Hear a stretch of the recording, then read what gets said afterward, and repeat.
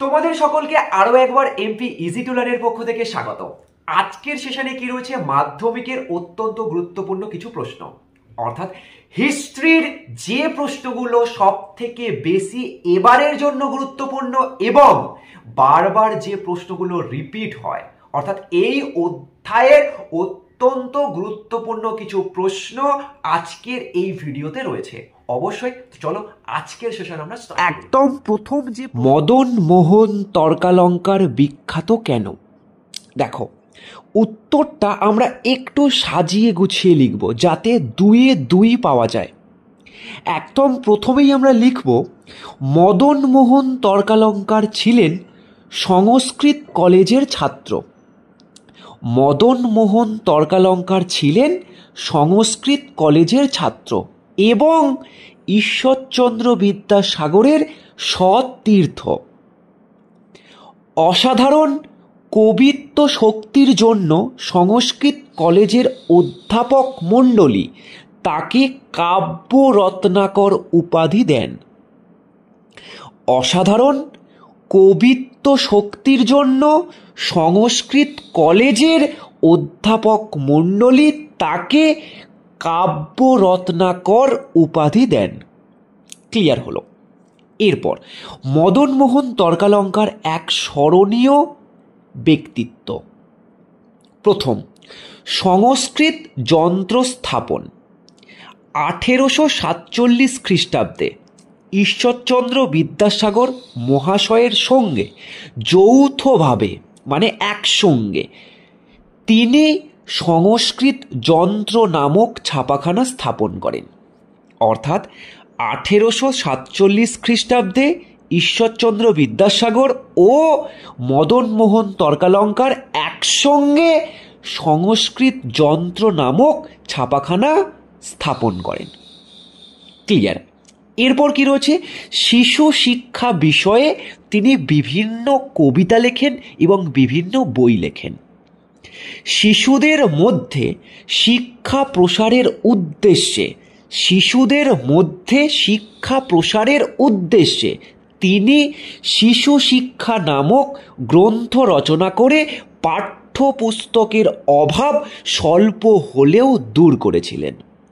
শিশুদের মধ্যে শিক্ষা প্রসারের উদ্দেশ্যে তিনি শিশু শিক্ষা নামক গ্রন্থ রচনা করে পাঠ্যপুস্তকের যে অভাব তা স্বল্প হলেও দূর করেছিলেন। পাখি সব করে রব রাতি পোহাইল, এই কবিতাটিও তারই রচনা। এরপর রয়েছে স্ত্রী শিক্ষার বিষয়ে মদন মোহন তর্কালঙ্কারের ভূমিকা। অর্থাৎ মদন মোহন তর্কালঙ্কার স্ত্রী শিক্ষার সপক্ষে সর্বশুভ করি নামক মাসিক পত্রিকায় দীর্ঘ প্রবন্ধ লেখেন। এরপর নেক্সট প্রশ্ন কি রয়েছে, সংস্কৃত যন্ত্র বিখ্যাত কেন। একটু আগেই আমরা জেনেছি যে বাংলার মুদ্রণ শিল্পের ইতিহাসে ঈশ্বরচন্দ্র বিদ্যাসাগর এবং তার সৃষ্ট মানে তার তৈরি সংস্কৃত যন্ত্রের ভূমিকা অনস্বীকার্য। বাংলার মুদ্রণ শিল্পের ইতিহাসে ঈশ্বরচন্দ্র বিদ্যাসাগর এবং তার তৈরি সংস্কৃত যন্ত্রের ভূমিকা অনস্বীকার্য। প্রতিষ্ঠা, ঈশ্বরচন্দ্র বিদ্যাসাগর 1847 খ্রিস্টাব্দে মদন মোহন তর্কালঙ্কারের সঙ্গে 32 নম্বর আমহা স্ট্রিটে সংস্কৃত প্রেস বা সংস্কৃত যন্ত্র নামক একটি ছাপাখানা প্রতিষ্ঠা করেন। 1847 খ্রিস্টাব্দে ঈশ্বরচন্দ্র বিদ্যাসাগর আর মদন মোহন তর্কালঙ্কার একসঙ্গে এই সংস্কৃত যন্ত্র তৈরি করেন। এরপর এই প্রেস থেকে মানে এই ছাপাখানা থেকে প্রকাশিত প্রথম বাংলা গ্রন্থ হল ভরতচন্দ্রের অন্নদামঙ্গল। 1847 খ্রিস্টাব্দে এই প্রেস থেকেই প্রকাশিত প্রথম বাংলা গ্রন্থ হল ভরতচন্দ্রের অন্নদামঙ্গল। বর্ণ পরিচয় এর প্রথম ও দ্বিতীয় ভাগও এই ছাপাখানা বা এই প্রেস থেকেই ছাপা হয়। আশা করছি এই প্রশ্নটা তোমাদের কাছে ক্লিয়ার। সংস্কৃত প্রেস বা সংস্কৃত যন্ত্র এখান থেকেই প্রথম বাংলা গ্রন্থ ভরতচন্দ্রের অন্নদামঙ্গল এবং বর্ণপরিচয়ের প্রথম ও দ্বিতীয় ভাগ ছাপা হয়। ক্লিয়ার? এরপর নেক্সট প্রশ্ন, কে কবে ইউ রায় অ্যান্ড সন্স এর প্রতিষ্ঠা করেন? আমরা সকলেই জানি বাংলার মুদ্রণের জগতে ইউ রায় অ্যান্ড সন ছিল এক বিখ্যাত সংস্থা। 1895 আর উপেন্দ্র কিশোর রায়চৌধুরী। ক্লিয়ার? এরপর নেক্সট, বাংলার বিজ্ঞান চর্চায় শ্রীরামপুর কলেজের অবদান লেখো। বাংলার বিজ্ঞান চর্চায় শ্রীরামপুর কলেজের অবদান লেখো। বাংলার প্রথম দিকে বিজ্ঞান চর্চার ক্ষেত্রে যে সমস্ত শিক্ষা প্রতিষ্ঠানের অবদান ছিল, শ্রীরামপুর কলেজ তাদের মধ্যে বিশিষ্ট স্থান অধিকার করে। বাংলার প্রথম দিকে বিজ্ঞান চর্চার ক্ষেত্রে যে সমস্ত শিক্ষা প্রতিষ্ঠানের অবদান ছিল, শ্রীরামপুর কলেজ তাদের মধ্যে বিশিষ্ট স্থান অধিকার করে। বিজ্ঞানের বিভিন্ন শাখা, পদার্থবিদ্যা, রসায়নবিদ্যা, শারীরবিদ্যা, উদ্ভিদবিদ্যা এই কলেজে পড়ানো হতো। বাংলার মধ্যে এই কলেজে প্রথম রসায়নের পরীক্ষাগার তৈরি করা হয়। বাংলার মধ্যে এই কলেজে প্রথম রসায়নের পরীক্ষাগার তৈরি করা হয়। বিজ্ঞান শিক্ষার জন্য সহায়ক উপকরণও ব্যবহার করা হয়। আশা করছি এই প্রশ্নটা তোমাদের কাছে একদম ক্লিয়ার। শ্রীরামপুর কলেজের অবদান। এরপর নেক্সট প্রশ্ন কি রয়েছে, ডক্টর মহেন্দ্রলাল সরকার কে ছিলেন? ডক্টর মহেন্দ্রলাল সরকার কে ছিলেন? 19 শতকের বিশিষ্ট বাঙালিদের অন্যতম ছিলেন ডক্টর মহেন্দ্রলাল সরকার। তিনি কলকাতা মেডিকেল কলেজ থেকে পাশ করা এক বিশিষ্ট চিকিৎসক ছিলেন। তিনি কলকাতা মেডিকেল কলেজ থেকে পাশ করা এক বিশিষ্ট চিকিৎসক ছিলেন। ক্লিয়ার? এছাড়া তিনি বিজ্ঞান চর্চার জন্য Indian association for the cultivation of science প্রতিষ্ঠা করেন 1876 খ্রিস্টাব্দে। IACS প্রতিষ্ঠা করেন কে?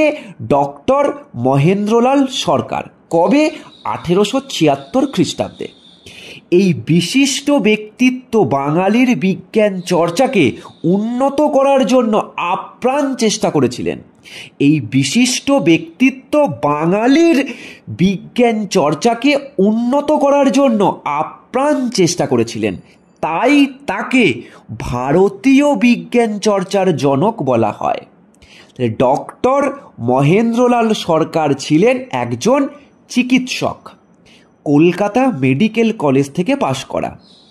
তিনি IACS 1876 খ্রিস্টাব্দে প্রতিষ্ঠা করেন, আর তাকে ভারতীয় বিজ্ঞান চর্চার জনক বলা হয়।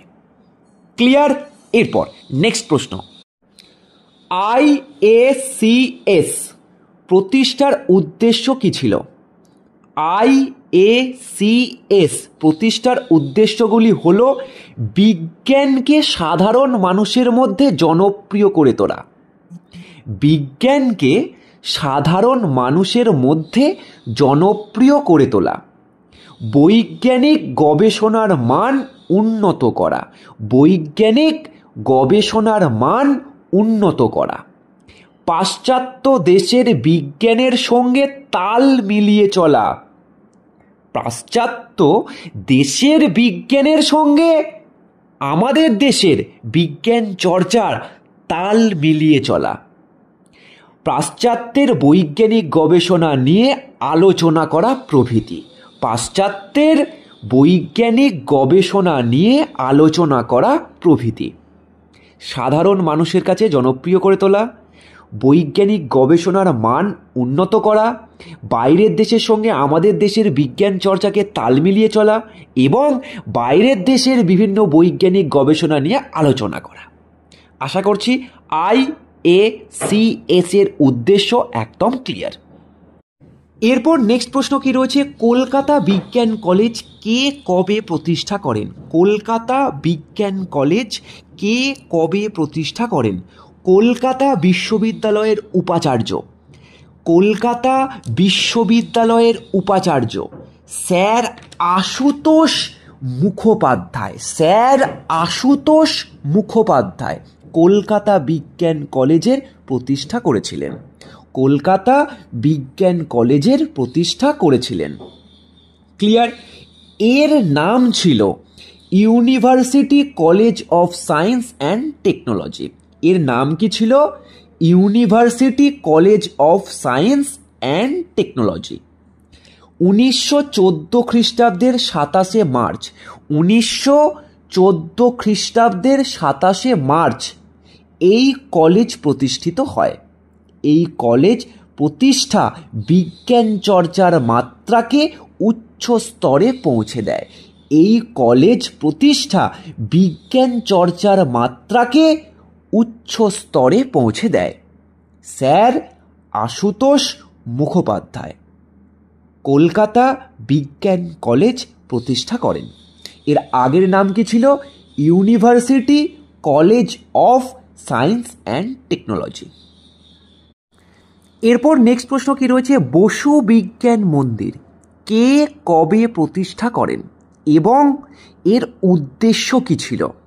দেখো, বসু বিজ্ঞান মন্দির বা বোস ইনস্টিটিউট বিজ্ঞান চর্চার একটি বিখ্যাত প্রতিষ্ঠান হিসেবে পরিচিত।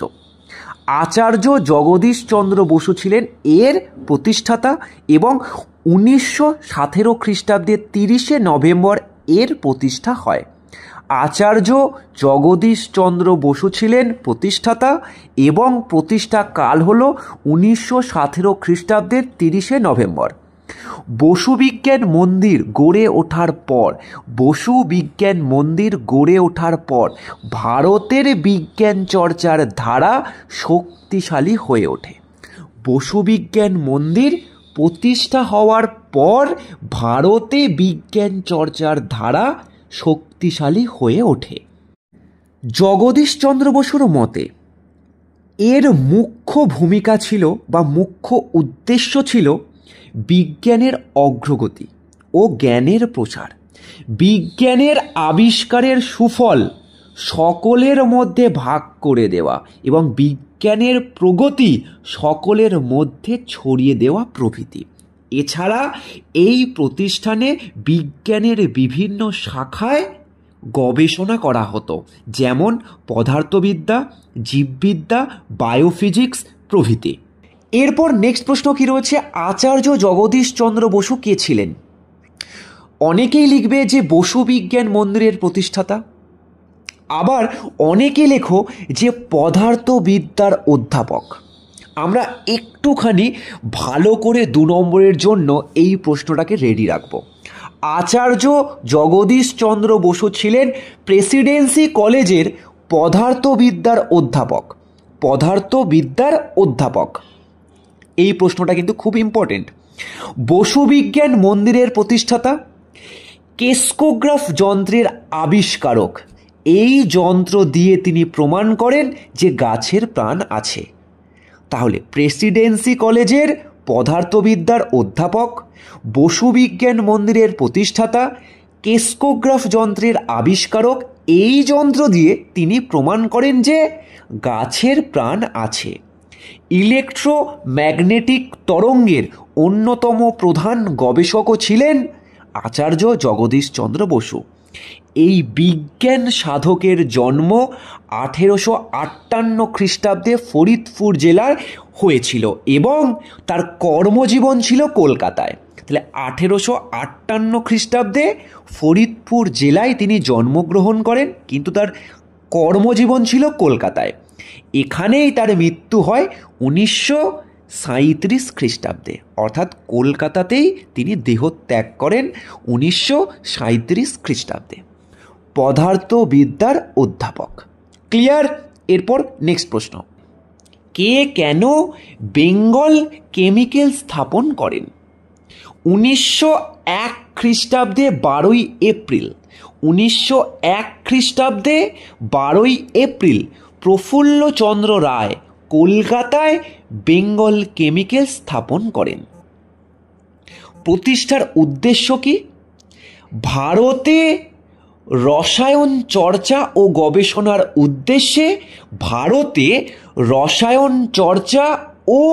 গবেষণার উদ্দেশ্যে প্রফুল্লচন্দ্র রায় বেঙ্গল কেমিক্যালসের প্রতিষ্ঠা করেন। বেঙ্গল কেমিক্যালসই ভারতের প্রথম রাসায়নিক দ্রব্য ও ঔষধ প্রস্তুতির কারখানা হিসেবে পরিচিত।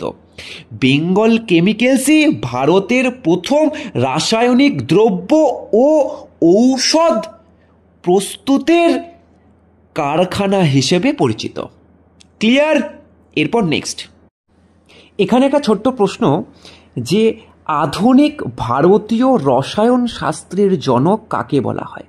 আধুনিক ভারতীয় রসায়ন শাস্ত্রের জনক কাকে বলা হয়? আচার্য প্রফুল্লচন্দ্র রায়কে আধুনিক ভারতীয় রসায়ন শাস্ত্রের জনক বলা হয়। ক্লিয়ার? এরপর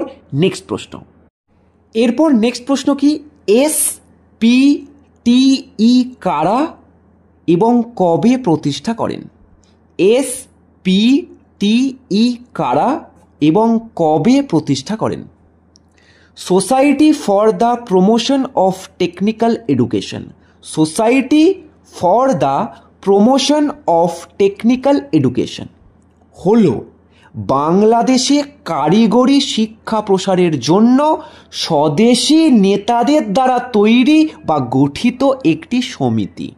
তাহলে SPTE হলো বাংলাদেশে কারিগরি শিক্ষা প্রসারের জন্য স্বদেশী নেতাদের দ্বারা গঠিত একটি সমিতি। কারা কারা ছিলেন? 1906 খ্রিস্টাব্দের 1 জুন এই সমিতি প্রতিষ্ঠিত হয়। তারকনাথ পালিত, নীলরতন সরকার, ভূপেন্দ্রনাথ বসু, মনীন্দ্রচন্দ্র নন্দী, রাজেন্দ্রনাথ মুখার্জি এই সমিতির প্রতিষ্ঠাতা ছিলেন। এই সমিতি বাংলাদেশে কারিগরি শিক্ষার সম্প্রসারণের জন্য BTI বেঙ্গল টেকনিক্যাল ইনস্টিটিউট প্রতিষ্ঠা করে। কারা কবে BTI প্রতিষ্ঠা করেন? বেঙ্গল টেকনিক্যাল ইনস্টিটিউট কবে প্রতিষ্ঠিত হয় এবং কারা করেন? বঙ্গভঙ্গ বিরোধী স্বদেশী আন্দোলনের সময় বেঙ্গল টেকনিক্যাল ইনস্টিটিউট বা BTI প্রতিষ্ঠিত হয়। ক্লিয়ার? 1906 খ্রিস্টাব্দের 25শে জুলাই BTI প্রতিষ্ঠিত হয়। BTI এর প্রতিষ্ঠা বাংলাদেশে কারিগরি শিক্ষার মান উন্নয়ন এবং প্রসার ঘটায়। BTI এর প্রতিষ্ঠা বাংলাদেশে কারিগরি শিক্ষার মান উন্নয়ন ও প্রসার ঘটায়। কারা কারা ছিলেন এর প্রতিষ্ঠাতা? স্বদেশী আন্দোলনের নেতৃবৃন্দ, বিশেষত নীলরতন সরকার, রাজেন্দ্রনাথ মুখার্জি, মনীন্দ্রচন্দ্র নন্দী, ভূপেন্দ্রনাথ বসু BTI এর প্রতিষ্ঠাতা ছিলেন। আশা করছি একদম ক্লিয়ার। এরপর আরও কিছু প্রশ্ন বাকি রয়েছে, সেগুলো আমরা নেক্সট ভিডিওতে আলোচনা করব। যে সমস্ত ছাত্রছাত্রীরা আমাদের চ্যানেলে নতুন তারা অবশ্যই চ্যানেলটিকে সাবস্ক্রাইব করে পাশে থাকা বেল আইকন প্রেস করে দিও।